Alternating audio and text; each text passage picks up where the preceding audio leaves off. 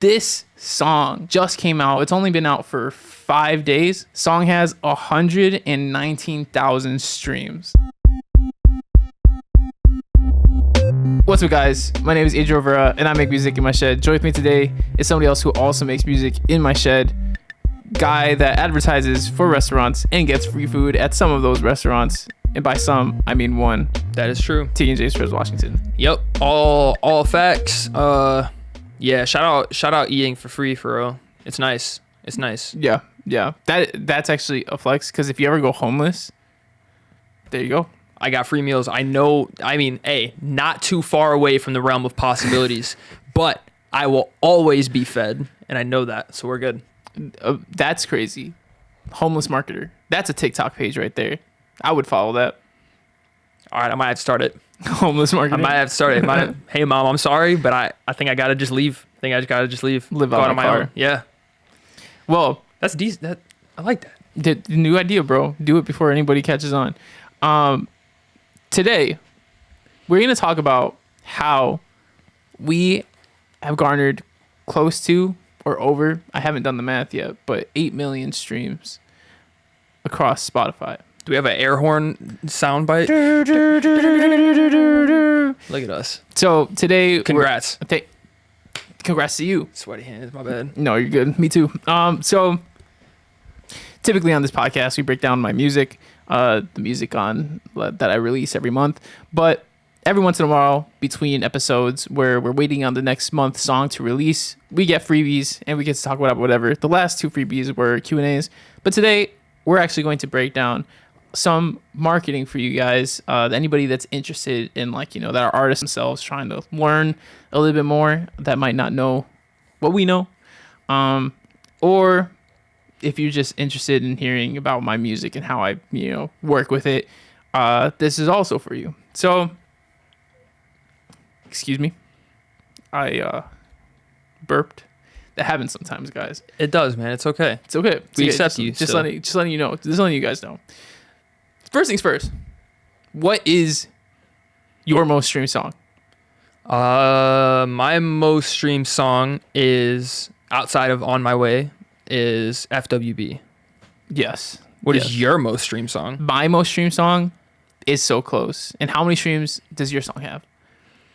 I don't know. I'm acting like I didn't just look at it. It's 474,000 on Spotify. My most streamed song has 1,124,693. I'm reading the numbers right now on the screen. It's beautiful. But over 1.1 million streams. You are close to 500,000 streams. Mm-hmm. So I think we have some merit to our names when it comes to Spotify. I think we could talk about, streaming a bit and how we got to here and how, maybe we could help other people get to here. But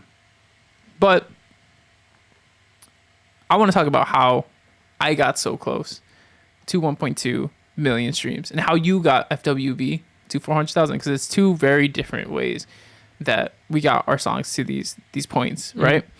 So with So Close, how the story goes. I release a song every month on the 25th. And so this song came out December 25th, 2020, which is Christmas.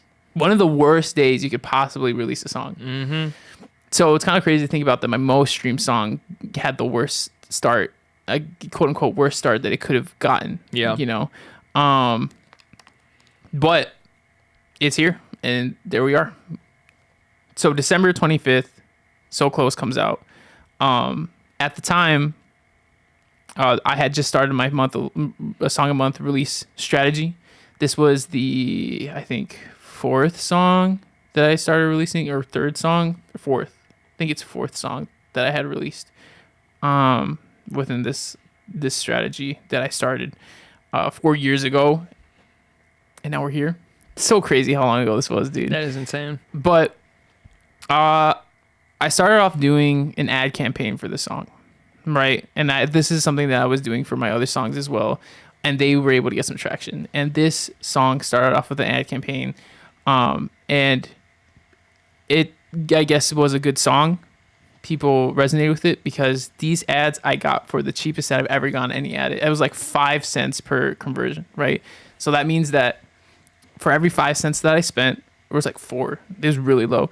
For every 5 or 4 cents that I spent, people went to stream the song, basically. Does that mean that I got 1 million people to stream the song? No, of course not. That's like, that would cost so much money that I did not have, still probably don't have. Can't do the math on it, but it's got to be a lot. Yeah. But the way that this worked out and why this got me to this point is because Spotify's algorithm likes to see data, and if you're bringing in people, especially when the song first comes out, you're giving Spotify the data it needs to know who likes the song and who should Spotify show this song to, right? And so through ads, we're able to target our audience and like find an audience that we think will resonate with the song the most. Facebook does the work in getting that ad in front of the people and like narrowing it down to the right people. And then from there, because these are the, I guess, perfect people to listen to the song according to Facebook, they will click through. We should get about the lowest cost we could possibly get with the song if it resonates with a lot of people. And then because those people are so engaged, they literally left Facebook to listen to the song. Like, that's a lot to ask of somebody that's, scrolling on Facebook or Instagram, because Facebook goes to Instagram and Facebook. Meta owns both of them. So Facebook ads is like overarching with Facebook and Instagram, just throwing that out there. But because so many people, or because people are leaving Facebook and going to the song, they're highly engaged. So they're probably going to listen to the song more than once throughout the entire time that they have, or they're probably going to listen to the song more than once. Not just that initial listen, like it's probably not just going to be a one and done deal. They're probably going to listen to it more. They're probably going to add it to a playlist, save it to their library. And so that compounds, right? Because if you get 100 people in a day, those 100 people might listen for the next 5 days. And that's like 100 or like what? 500 streams from 100 people if they listen once a day. That's like rough math. And not saying that this is exactly how it works, but like just to give you guys an idea. And so that data is really crucial for letting Spotify know that these are the right people that like it, because then Spotify can match those people with other people that are similar to them in terms of their listening style, I guess, what they like to listen to. And then Spotify pushes that song to those people that haven't heard it yet, but probably would like it based on the similarities between what they listen to and what the people that are listening to your song listen to. And so that's how the algorithm works. And so feeding Spotify that data at the very beginning is very crucial. And when you have an ad campaign that does really well, where it's really cheap, you get a lot of people at a low cost, which means that they start flooding in. Spotify sees that data. They get, they get what they need to show it to more people. And if those people like it, then it starts to go. And that's what happened with the song. I spent only $200 on this campaign, which looking back at it, I should have spent way more. Like, it was doing so well. You want to put fuel on the fire when it's doing well. Yeah. So this song, definitely $200. And I think this song has made me like close. I haven't looked at the numbers yet, but I think it's like close to $3,000. So like huge return. Yes, sir. And I want to preface that this isn't going to be the result for every song, but if you get really good at ads and you do it enough times, you can get to this point and you can get to better spots. Even if your song doesn't perform as well as this, it could perform well, like even better if you just learn, And so it is profitable. It is a profitable way to do it, but it also takes some work and takes consistency, because you have to be releasing music frequently. I release every month, and so that makes it easy to be able to do this every month if I want to. And so, but that's like the main gist of how I got this song to 1 million streams. And we'll go over more strategies, but first I want to, show you what has actually worked for me. Yeah. Yeah. So with that being said, how have you gotten your close to 500,000 streams on your song, FWB? I was also just wondering, do you want me to talk about Late Night Drive instead? I feel like that's a more interesting story. We can talk about Late Night Drive if you think that that's a better one. I mean, I think you should roughly cover. Well, we'll cover FW because there when we get into the topics of Okay. streaming and stuff or Yeah. like other ways to grow. Yeah. We'll talk about this strategy because I know what happened with this song. Yeah. But we'll talk about Late Night Drive because that is one that did well in the Spotify algorithm, right? Yeah. So let me pull that up really quick. So Late Night Drive was the first song that I ever had that got like what I deemed like traction or big traction. Yeah. And the way that happened, this song was released on a project. Like when I released a project, it wasn't a single beforehand or anything. I did my best to get 100 pre-saves on the album, and I did. I broke that. And so I don't know how much that played into it, but at the time I put a lot of I don't know, just weight into that and making sure that I got that. Right. So started there, and the main way that I planned to promote the song was through playlists. And so with that, I went out and found a bunch of different user-generated playlists on Spotify to start pitching to. And so I don't remember if I used Submit Hub for this. I don't think that I did. But yeah, so this was, I sent out a bunch of just cold emails. You go on Spotify, look up like keywords or artists or whatever it is to find different playlists that you think that you fit into. And so after doing that, I found their contact information. Some of them were like website submission forms. Some of them are just emails. And then I sent over a short little message introducing myself, talking a little bit about the song. And yeah, just pitching. And so, after getting a few responses, some of them were paid, some not. Some were just, out of the love of the game, people just putting the song in their playlist. Other times it was paid, and always be careful about that. That is something that I don't think I was extremely careful about with this release.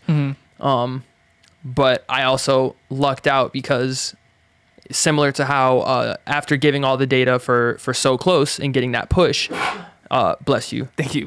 My bad. Okay. Very similar thing happened. It's just with the volume of streams and the amount of people that I was getting in there. Eventually, Spotify picked it up and started spreading it. I don't remember at what point that was, but I do remember it was like Release Radar though that like really took off. Yeah, it was crazy. I don't remember. I think it was on my birthday that happened, and I woke up and I looked at the stats because I think the album dropped the day before. Yeah. Or I don't know. That sounds right, but I also don't remember it happening immediately. So I don't know. Something about my birthday though. Something happened on my birthday. I remember that. And yeah, it was crazy to just see that boost go because yes, I was getting streams from the playlist and everything, but that was something that Spotify picked up on its own and pushed out to real people. Yeah. That actually enjoyed and engaged with the song. Right. And the song still streams. You know what I mean? Right. Yeah, exactly. So for context, this song has 193,000 streams. So that's a good chunk of streams, definitely something that I feel like we aspire to get for every song that we release. Yeah. But those are the methods that we have used that have got these results for us. Yeah. And I would say for me, I strongly believe in advertising. I think advertising is a great method for myself. Other people will go different routes, and we'll talk about those routes, like I said. But I love advertising because it's a lot more controlled. Like you have control over who you're targeting with the song. How much money you're putting into it obviously is one thing, but you can consistently put in money. So it's like you don't have to bet on some factor outside of your control. If you're constantly running a campaign throughout the entire year, like for your songs that release, then you basically have control on how your releases do. And regardless of if your campaign does really well or does really bad, it still boosts the song in some way. And like I said, not every song's gonna be a winning campaign, but if you're doing it on a consistent basis, you're consistently building the fan base regardless. And eventually, when you do have, because it's not just on a per, it's not, you're not gonna get effects on a per like song basis. They're gonna compound over time. So like obviously, the more songs you release and the more campaigns you do, it just adds to everything. And so you can consistently take control of your growth through ads. The only downside is that it takes money. You know, you have to spend money for it. And you do need to know how to run an ad and get good at ads too if you want to get it even cheaper and have better results. So there's that. But I, in my opinion, I personally believe in like ads probably the most out of all these strategies that we're going to talk about. Yeah. But what about you? Man, I don't know. I don't know which one I believe in the most. Cause yeah, ads totally make sense. I've seen success with playlisting, but once again, it gets murky. You don't always know if it's a real playlist, if it's not a real playlist. And the data that you get from ads does make that extremely valuable. And like you were saying, it's like it's like the ideal people. Yeah, you exactly. know what I mean? Yeah.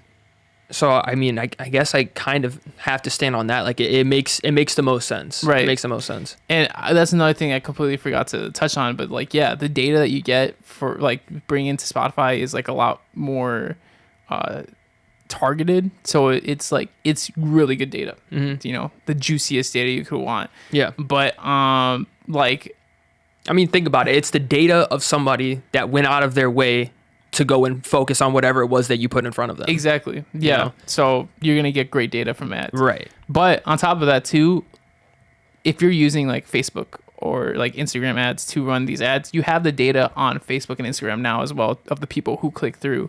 And so you can retarget those people in future ads so that they can come back and listen to your song again. Or your new songs, you know, if they didn't follow you the first time and stuff. And so you can build a fan base that way too, because you're constantly being reminded or reminding these people who you are and like what new music you have. But you can also use that data for not just music, but if you're doing shows around an area, you can run advertisements to you know, promote a show to the people that already know who you are because they listen to you through like, you know, from an ad. And like with merchandise, growing your email list, growing your social media ads, like if you have the data of the people that went through to your music, which you do through Facebook ads, that's a great asset because then you can use that again for whatever other marketing you need to do. And so you have control over that data. You don't have control over the data on Spotify, but you have control over the data you have on Facebook. So yeah, that's another reason why I believe in it. Yeah. It's more detailed and everything too, more fleshed out fully. For real. Yeah. But what are some other strategies? What are some other strategies that people use to grow their music? The first one I want to talk about, because we were talking about ads, talking about playlisting, and we had already mentioned that we spent money on this, you know, to get the results. The only way you can get results for free is content. And content takes a lot of work. It takes a lot of time. And that's like the trade-off, you know, is like, if you're going to do something for free, you have to spend, you still pay, but I like in some different way. So like with time and effort is what you're paying with content. With ads, you're paying money, you know, and also effort, you know, you kind of have to be smart about it, but it doesn't take as long, you know? So content definitely is a free way to go, but you need to, you know, get good at it and you need to do it for a long time. I've made content before for songs. Like I have a song called Duct Tape that at the current moment, I don't know how many streams it has actually. It might have 20,000 at this point, but it's definitely no more than 20,000. Let me try to look for this song really quick. But while I look for the song, this song is one that I had promoted with just content before I really knew how to run ads, right? So this song has 15,000 streams. This was back when TikTok was like not in its infancy, but like people weren't really getting on the platform, because I used TikTok a long time ago in 2019. This was before like, you know, COVID and stuff like that. So like not many people were jumping on TikTok, but it was, dude, TikTok back then, a gold mine. It was a gold mine. Yep. And I only made like, I don't know, a few pieces of content for this song, but a lot of people, you know, went out of their way to listen to it, and the song did pretty well. comparatively to what my songs had done before, because back then I did not know anything about streaming much, and so I was happy with these results. Nowadays this is like standard. I'm getting 15,000 streams like per song that I release, just organically, but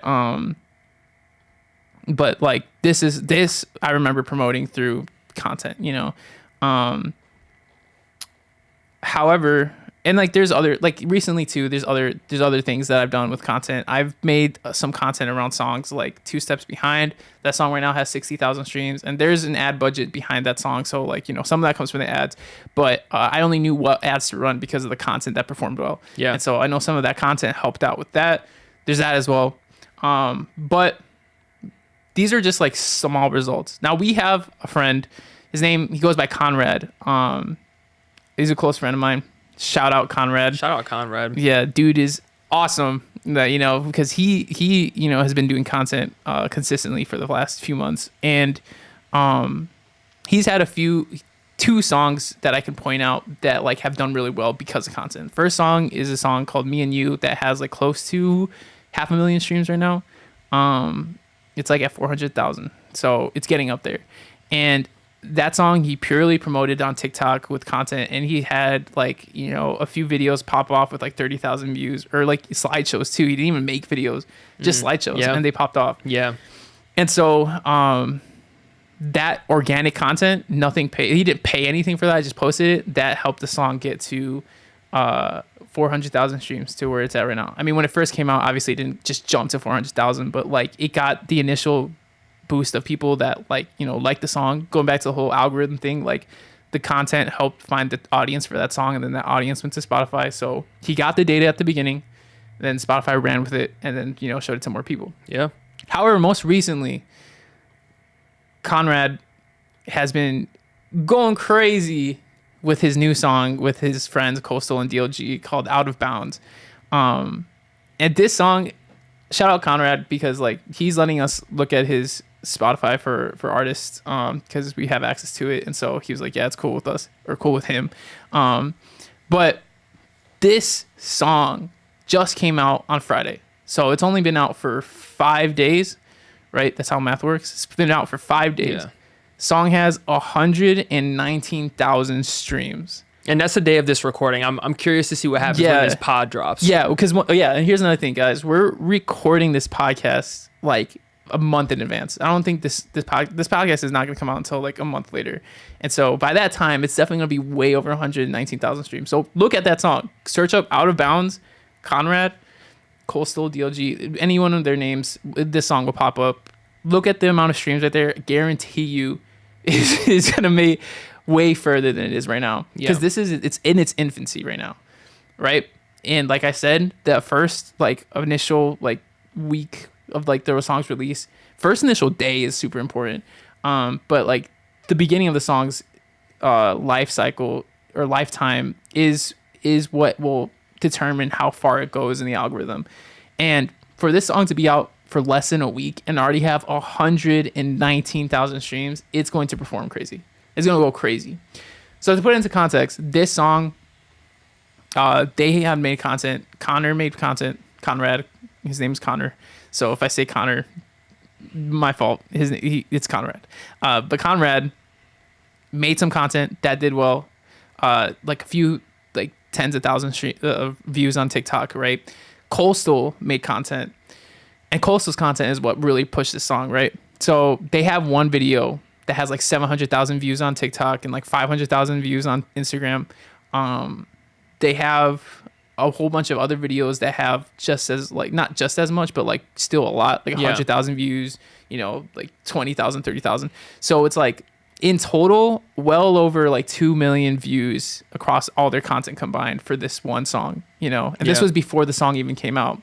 So the moment that the song dropped, they had hella traction the first day. And you can see on their stats right here, the first day they got 29,000 streams, right? They had 10,000 people listen to that song on the first day because of the content, bro. The content is what got this, this song to that point. And like, oh my God, I wish we could show the future stats, because like this song is going to hit 1 million streams within the next like 2-3 months, like no doubt. Like Oh, yeah. this is gonna go crazy. Yeah. It is already going crazy, and they haven't even put any marketing budget behind this yet, from what I know. This is just all organic, so that's like the power of content. Yeah. Like this is the results you can get with content, something completely free. Don't have to put any money into. You could get this, but again, this like it's just something that takes time. It takes consistency, and like it takes. Like you have to iterate so much, you know, like Yeah. you don't know what's going to work well. You don't know what's going to resonate. So you just have to keep doing it, Yeah. you know? Yeah.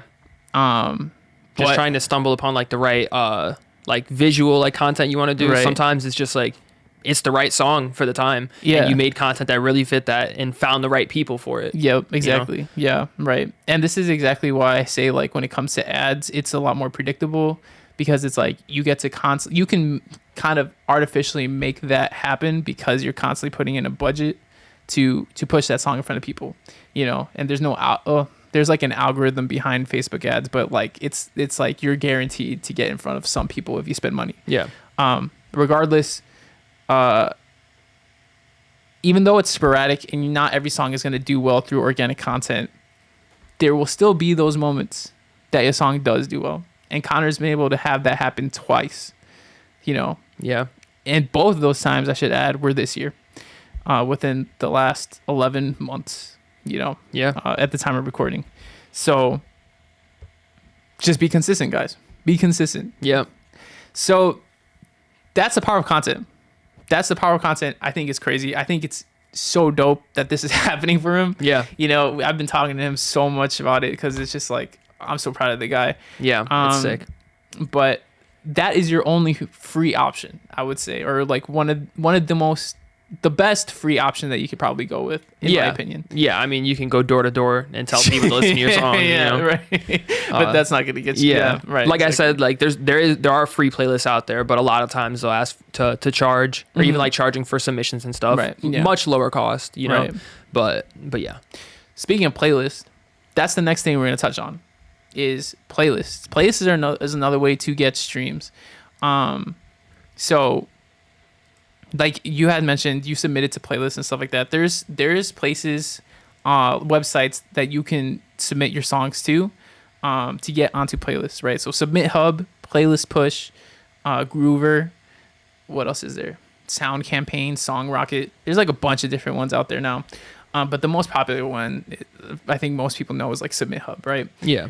Regardless, that like is that can be free, you know, but typically people find better results when they spend money because there's a higher incentive for the curators to actually listen because they need to listen to get paid. Yeah. You know, and this does not guarantee that if you spend money you're going to get on these playlists. Yeah. Because it is actually against Spotify's policy to pay for playlist placement. And if you're an independent curator, you cannot charge people to have songs on your playlist. That is against Spotify's rules. They can remove your playlist and they can actually like take your music down to if you're an artist. So no payola. Don't be paying for a spot. The reason why this is, I guess, legal is because you're not paying for a place in the playlist. You're paying for consideration. Yeah. So when you buy like a credit on Submit Hub or like Groover or whatever, you spend those credits to send your song to people, to curators, and they will get paid regardless if they place your song or not because they get paid for listening, you know, and for leaving feedback. They don't just, you know, listen and make a choice. They have to provide feedback so it proves that they actually listen to the song, you know. So there are systems in place to make sure that it's legit. But again, this is not a guarantee that you're going to get onto playlists. So it really depends on your song. Yeah. If it's a good song. And if it fits the person's playlist. If you're submitting like a rap song to like classical piano, you're not going to get a placement, obviously. But if you submit a rap song to like a rap playlist and it fits really well, you're probably going to get better chances in getting into that playlist. Yeah. And even then it's like be as specific as you can with it. You know, I think one like category of playlist I really pitched Late Night Drive for was like stoner playlist because it was a super chill laid back song. Mm-hmm. And so I went on my way to target those, or like when I dropped Smoke With Me, Mm-hmm. I pitched those types of playlists. You know, if you have a, oh look, that's a great example. Talk about that. Yeah, if you have your own playlist, that can help a lot too. I want to touch on this. I brought it up because like I know I'm going to talk about your own playlist, like having your own playlist. But I do want to bounce off of that a little bit, what you're talking about, because I do think it's important to touch on. Specificity is really important, especially like if you're looking for playlists. Like there's some playlists that have like hundreds of thousands of followers, right? But they might be like a generalized clean pop playlist, or like, you know, like modern rap. And while you could fit on there and like get a lot of streams for sure, if you go into a more specified playlist that like might not have as many followers but has like a specific niche where it's like a more dedicated listener base. So in my example, I have a song called Spanish Indie Song, or not a song. I have a playlist, my own playlist called Spanish Indie Songs that helped me learn Spanish because my parents only spoke English to me growing up. That is the title of the playlist. That is the entire title. But it's very specific. Like this song is about Spanish indie songs to help me learn Spanish. Like it's playlist. It's a play. Yeah. Yeah. Or did I say song? You did. Dang. This playlist is specifically about, you know, that. And this playlist has 7,000 followers, you know, 7,500. And so, I mean, it's a decent sized playlist. It's not small for sure, but the engagement of this compared to some other playlists that I have been on, like, is night and day. Mm-hmm. Like this playlist definitely has, I've noticed, generated a lot more streams for the songs that I have on it versus like another playlist I've been on, because this is a very specific niche that people like are trying to solve a problem with, and so they're gonna listen longer because there's like intent behind it, you know. And so you can see the playlist has like 7,500 followers, but it has like 8,000 listeners in the last year. So there's more people listening than there are following, which, I mean, it's like, that's like normal for playlists, you know, to have that. But it's like I said, with the comparison of like other playlists I've been on, there's a lot more engagement with this playlist, you know. And there was a time where the playlist had 1,000 listeners within a month, you know, that I was getting streams from, which is crazy. You know. And so your own playlists are great. We'll talk about your own playlist, but the point I was trying to make is that specificity. There you go. That is super important because, again, going back to the whole algorithm thing, like if you get your song on a playlist that is specific, it also helps with the algorithm because now you're actually targeting people that like this makes sense for. You know, and so you want quality over quantity for sure. And so playlisting, submitting to playlists, one thing you should also keep in mind or like be aware of is that there are botted playlists out there. You got to be able to identify botted playlists, and you can do that through like there's websites out there that like can analyze a playlist for you and tell you if it's like, you know, likely botted or not. But you want to be wary of those because those bots are not going to give you the data that you need, because again, quality over quantity. It might be a lot of listeners, but those bots are listening to everything. So you're not going to get like a push in the algorithm because the Spotify's not going to know what your song is about. On top of that, those playlists, that's also not like against Spotify's policy as well to have a botted playlist. And you know, that if that playlist gets removed, your songs can also get removed because of that playlist. Not that, you know, the playlist deletes and then your song deletes, but it's more so like because there's bot traffic, your song is now getting bot traffic. So that flags your song as a botted song, and Spotify could potentially remove that song as well. Within the last couple months, I've gotten 2 notifications from DistroKid of 2 songs having, I forget like how they word it, but like bot activity. I mean, I didn't pitch any of those playlists. Like I wasn't trying to get there. They were just randomly added. Right. But yeah, be on the lookout for that. Yeah. And that is another thing too, is like the more playlists you do get on, for whatever reason, the more botted playlists you get added to. Yeah. So it's like, you got to be careful. You got to be careful for sure. So that's why I also think doing something like going with Groover or Submit Hub is important, because they actually will check, like any curator that's on there, they like do like I guess a background check on to see if they're like, you know, solid playlists to have. Because if they have bots or there's any bot activity, they won't have them on there. And so I recommend going with them. And again, you could always reach out to like individual playlisters as well if those curators have their contact information. But again, not everybody has the best intention for your music, you know? Yeah. So, and also when you go through Submit Hub, like they're gonna listen to the song when you're pitching and just sending emails. You have no idea if that person's ever gonna listen to the song, if they did and liked it. Any notes that they have, like you're just a guy in the email inbox at that point. Exactly. Yep. So now moving on to making your own playlist, because like I said, this playlist is a playlist that I made myself, the Spanish indie songs. That is a playlist that I made myself and actually generated those 7,000 followers through organic content. So organic content, again, is like great, right? I think it's a great option to go with, because I didn't pay anything to get this playlist to grow.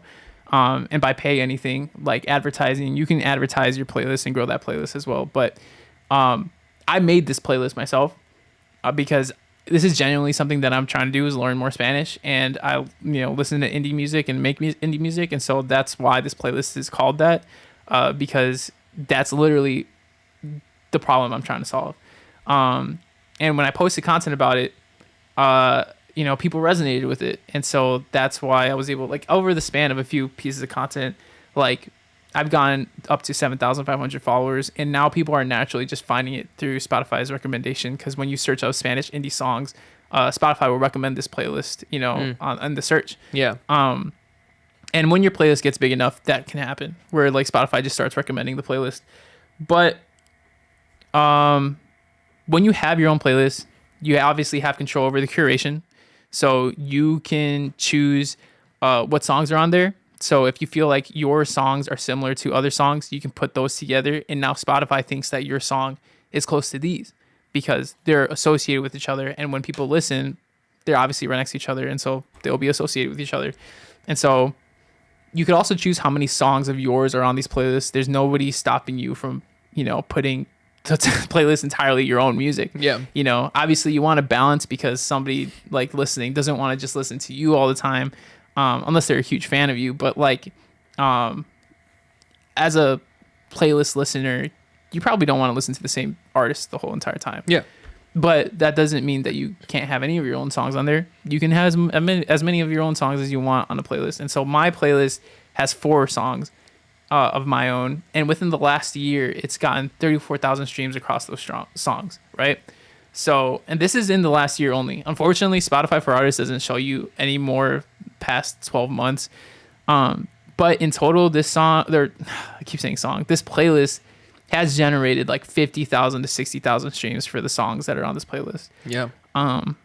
And it keeps generating streams, you know, and so I'm getting paid from this playlist, just owning it, you know.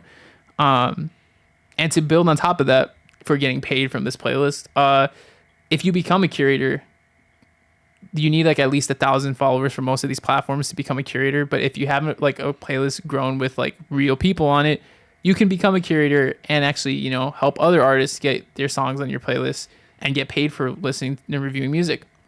And so I recently became a curator on like Submit Hub and Groover and all these other platforms, and now I'm getting double paid. I'm getting paid for the songs that are on my playlist, but I'm also getting paid to listen to other people's songs and accept or decline the submissions. And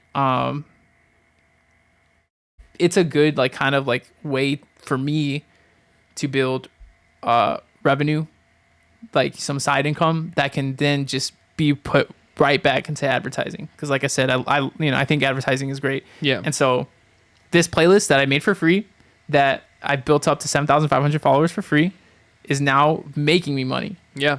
And that money is now going back into my music, and then that's going to help grow everything entirely. And so making your own playlist is huge. This isn't the only playlist of my own that I have. I also have a playlist that's literally just my music, right, of my monthly releases. And within the last 12 months, it's generated 6,000 streams. But in total, this playlist has generated like also 50,000 to 60,000 streams across all my songs. Yeah. This playlist has like 600 followers on it, and nowhere near like, you know, the amount of followers on my Spanish indie playlist. But because it's like people that are fans of me, like there's a lot more streams per listener on this playlist than there is on the other one. Yeah. And if you're curious, I grew this playlist to 600 followers through advertising. So this is one that was grown through ads. And yeah, it's generated streams. But there you go. There's playlisting. Well, independent playlisting, I should say. Yes. Before I move on to editorial playlists, right? I do want to mention that song we were talking about, FWB, Yes, your most streamed song, was grown through independent playlists. Mm-hmm. You see right here, FWB has gotten 200,000 streams from this playlist in the last year, which is crazy because that's the power of independent playlists for real. But this is like absurd. You're more than most people would not get a placement like this. We just have connections that like, you know, got us to this point. Yeah. So this is like absurd, probably not realistic. Well, for sure not realistic for most people. But it is real though. It is real though. It is real though. It is real. It's out there. Yeah, because these are organic listeners and stuff like that. But it is, you know, it's a huge playlist. Therefore, you're competing with a lot of people to try to get on there. Yeah, right. Exactly. So going back to the whole niche thing as well, like having a playlist that's niched, this you can see clean pop hits 2024. Yep. Not a specifically niche playlist. So there's a lot of other songs on there that are not our genre. Yeah. And so that doesn't help with the song's performance and the algorithm as much, but like obviously it's still getting streams on the playlist. So something to keep in mind for your future endeavors when it comes to playlisting. Editorial playlists are Spotify's playlists, right? So there's independent playlists, like I said, like making your own playlist and curating that. But Spotify themselves have teams that curate playlists on Spotify that only they choose, you know, who gets on there. Well, I guess anybody that owns their own playlist chooses, right? But the way that you get onto Spotify editorial playlists is that when you release your song, at least a week before, I mean, you could pitch it at any time before the song comes out, but people recommend like at least 4 weeks is like the recommendation before the song comes out. But, you know, you can kind of, I've gotten placements like a week before. Regardless, recommend 4 weeks. The point I'm trying to make is that you can submit your song before it comes out through Spotify for Artists to Spotify to get that song on an editorial playlist if they think it fits, right? There's a whole like way that you can go about crafting your pitch that I feel like there's like a formula to it almost that I've made YouTube videos about before. If you want to search up like editorial playlist Adriel Rivera or whatever, they'll probably come up on YouTube that you could watch those videos that I talk about that on. Yeah. But these are a lot more exclusive because Spotify is curating these themselves, so they want to put the best of the best that they can. They do put independent artists and like small artists, so it's not like it's impossible to get on there. But this took me years to get on my first one. Yeah. You know, and Conrad just got onto his first few editorials this year. You know, and so you actually got on one first. You got Listen Local Chicago, which is crazy. Yeah, what a wild time. Yeah, that was like a small playlist way back when, but that was cool though. That's cool that happened. It existed for a week or something. Yeah, but as you can see here, these are all the editorial placements that I've gotten in the last 12 months. I've gotten other editorial placements, but again, you can't see past 12 months. So these are all the placements of the last 12 months. And you can see like, you know, it's generated a decent amount of streams, 6,000, 3,000, you know, 1,000. I've had a song on a playlist that's gotten like 20,000 streams because it's been on there for so long. And you know what? Because Conrad said it was cool of us to show his statistics, we'll show you how many streams his editorial playlist had generated for him. So Creamy has generated 100,000 streams across the songs that he has on there. 800,000, or not 800,000, 800 for this playlist. So there's like drastic, there's drastic differences between what the placements can do. Yeah. You might see, like, for example, right here, Conrad's on New Music Friday Iceland, and that is only 15 streams within the last 5 days. Like, nothing. There's nothing coming from that, basically, as opposed to that 100,000 streams from Creamy. So there's like a drastic difference in terms of like how much of a difference playlists can make from editorial, like Spotify editorials. But from my experience, you're only gonna get like a few thousand. Which, I mean, if you've never hit 1,000 streams before, that's great. And I think it's great to get on them. It feels nice to get on them because it's like an acknowledgement from Spotify. Right. But I definitely think you have a lot more control and power with doing your own playlists, or like, again, taking marketing in your own hands and running your own ads. People really over glorify editorial playlists. Absolutely. I think it's great to get on them, and I think it's really cool to have them on your profile, but they will not change your life. And if you do get a great placement that gives you 100,000 streams, once the song's off of there, those streams are gonna like dip down. Again, it could help with the algorithm and stuff like that. Mm-hmm. If you like are in a very niche targeted playlist. But in my experience, like, it hasn't done crazy work for a song. Only one of my songs has it done like good for, Yeah. Which was Let's Stay at Home. And that song has like 100,000 streams now. But like, that's like out of the over like, I think 9 or 10 editorials, out of the like 9 or 10 editorials I've been on, that's like one instance. Yeah. So it varies. It really does vary. Yeah. I think the most, I think the best thing that you can do is work on the things that are in your control when it comes to this stuff. Exactly. So when it comes to like content and advertising, those are things that you control, rather than hoping for editorial playlists. If you focus on the content, you focus on the advertising, you get eyes on your music, the editorial will happen. Exactly. Yep. Eventually, right? Yep. And because, I mean, as you've seen, the biggest numbers we've shown you have been from means outside of editorial playlists. Yeah. And so though editorial playlists, once again, are great and everything, it is not like the end all be all or the thing that's going to like bring you out your mom's basement, Yeah. like it's a playlist. It's one playlist. Yeah. And yeah, focusing on all these other avenues has just proved to be more beneficial for most people. Right. Great way of wording that. That was perfect. Couldn't have said it better. So speaking of like things in your control, the last thing we're going to touch on, which is probably, depending on how much budget you put in, is the most expensive, which is advertising. And I already touched on it a little bit, so you have a grasp at this point of like what advertising can do. But I have ran advertisements for not just music, but for like other things. Growing my email list, and things like that, and I've gotten great results with it. But then again, I've taken a lot of time to actually learn what I'm doing with ads. And so it is a skill that you kind of need to double down on if you really want it to work well. Not that it can't work well if you're just starting off, but the more time you put into actually learning ads, the better results you're going to get. And I will be honest with you guys, I have not ran like an ad to grow a song like from the start of its release for a long time. And I do plan on getting back into that, because I have learned a lot since I have done that before. And I definitely think I could, knock it out the park this time around, which is, another reason why I'm building up the budget through having my own playlist and stuff. But again, like I said, it took some time to kind of develop that skill, and to feel confident in it.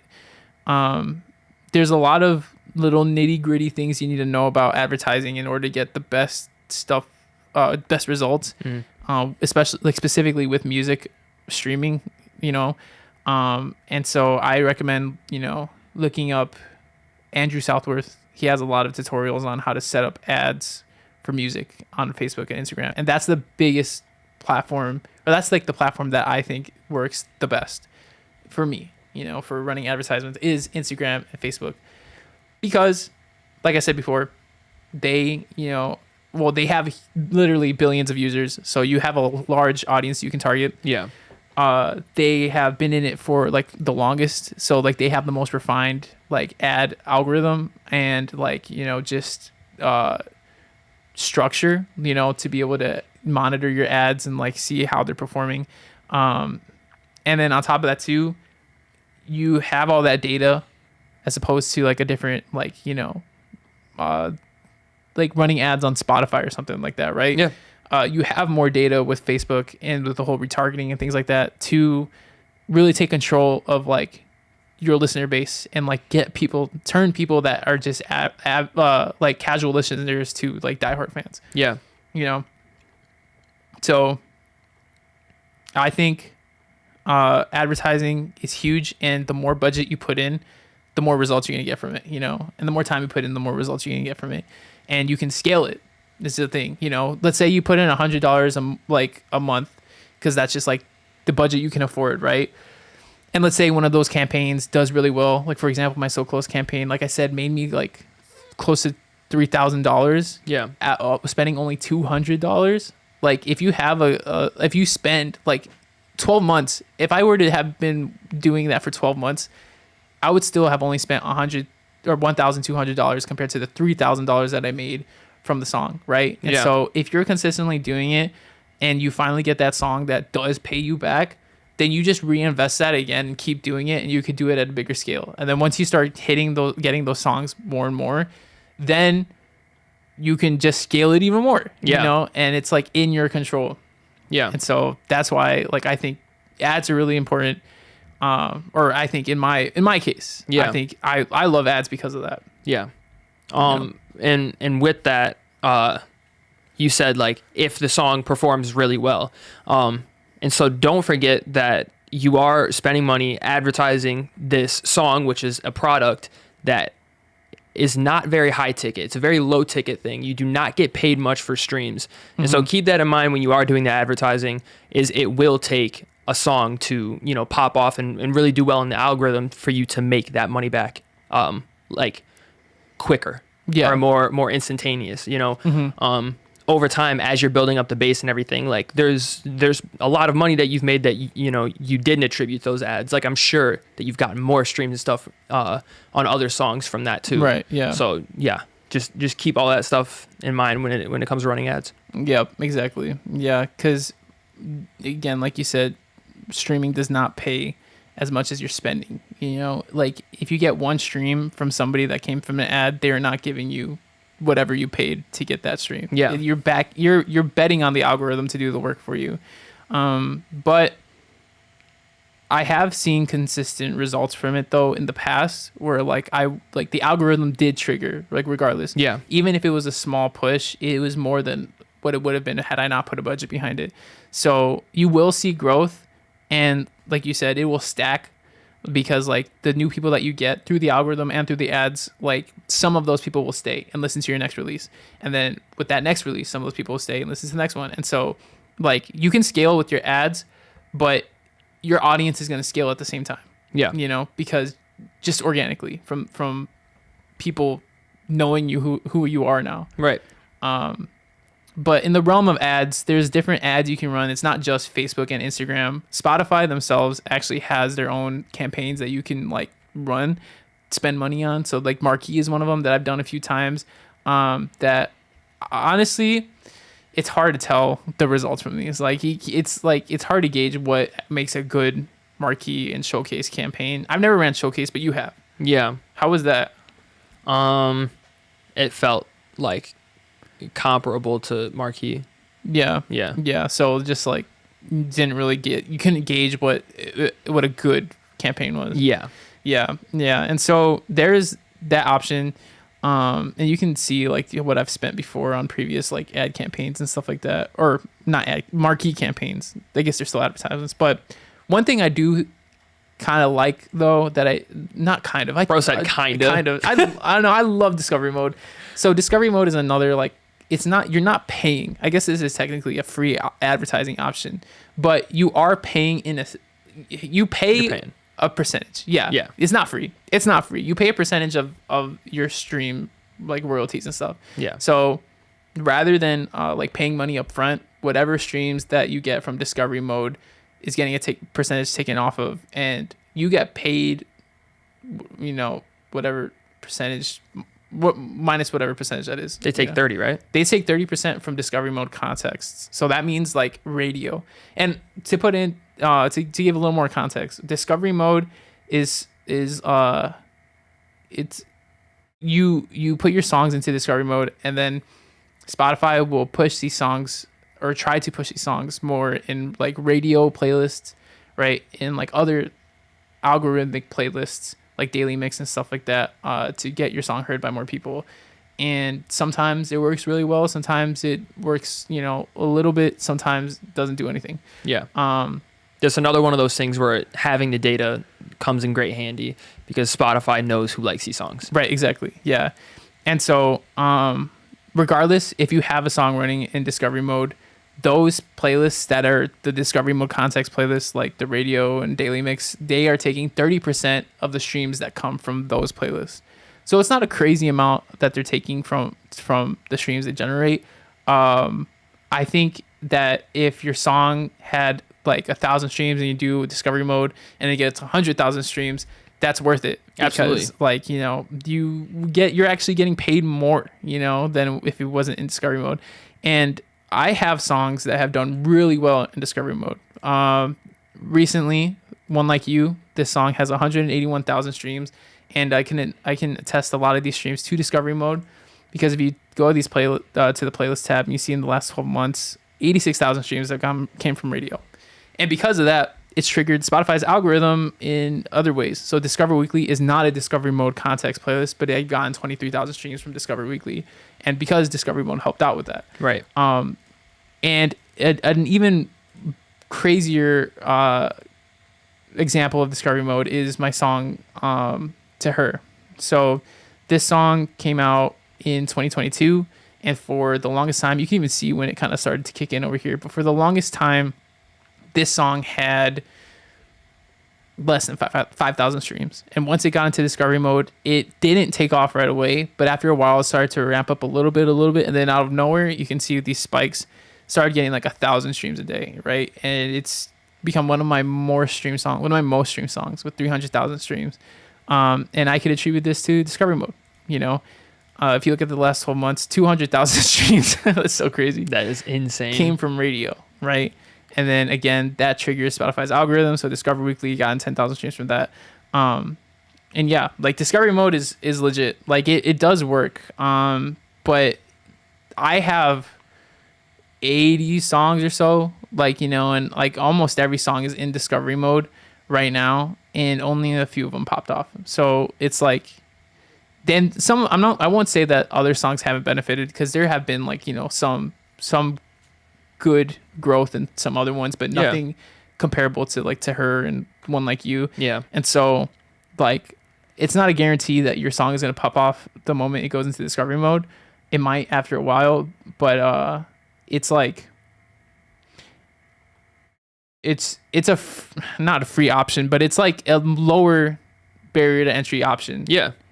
Because you only pay the money when you're making money. Right. Type thing. Yeah, exactly. Yeah.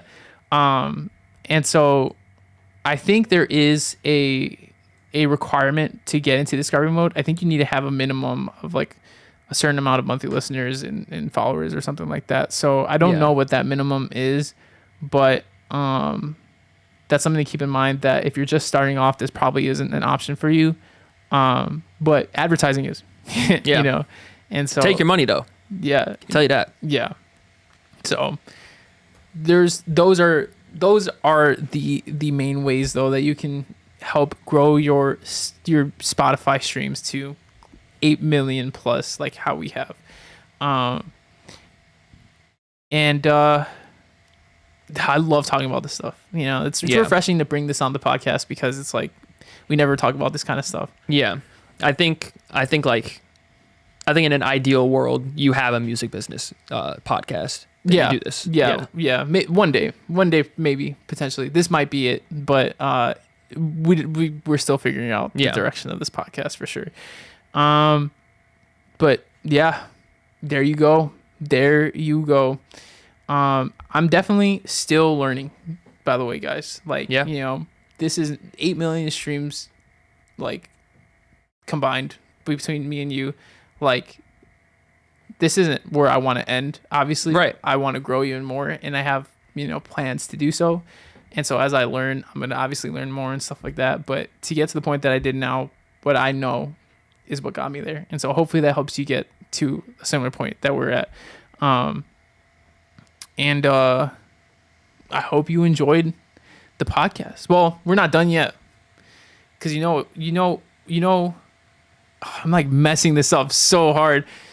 If you want early access to my latest releases, feel free to join the email list down below, and you'll get early access to my new songs every month before anybody else hears it. Do you know what time it is?